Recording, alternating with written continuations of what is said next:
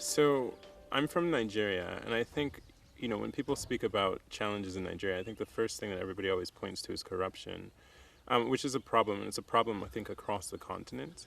But when I really look at it and consider what Nigeria's main problem is, I think it's that we lack a sense of who we are, a sense of identity. I think we lack the national myths and national narratives that will then inform how we react to a number of different issues that we face. So if we take corruption as an example, because we as Nigerians haven't decided that we really believe as a people, our narrative says that this is wrong.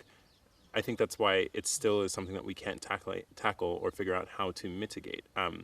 As we know, every society has corruption. It's just how do you develop institutions or practices that deal with that corruption and make sure it doesn't affect general quality of life, and we haven't really figured that out. I think the second issue or challenge that Nigeria faces, really and truly, is how we bring everyone into the political process, right? I think we see an improvement. The last elections we had in 2015 show more participation. The fact that we had a transition from one party to another is a very good thing for our country. But at the same time, I think there are a lot of voices that are still really locked out of the political process. And again, to do that, what you need to do is to really bring in youth participation, youth vote in a major way, considering that most of the population is young, right? And most of the decisions being made are not going to affect people who are in their 60s and 70s. They're really going to impact people who are, 18, 19, 20, 30 today, and for the next 30, 40, 50 years.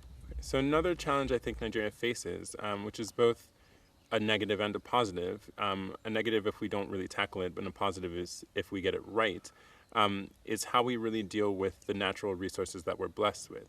And by natural resources, I don't just mean the oil that comes out of the ground or the agricultural land that we have in abundance. I mean the human capacity, the talent that we have.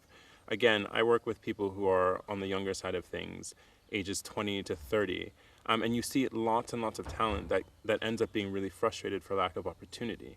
And I think that's a really important thing that our country needs to deal with.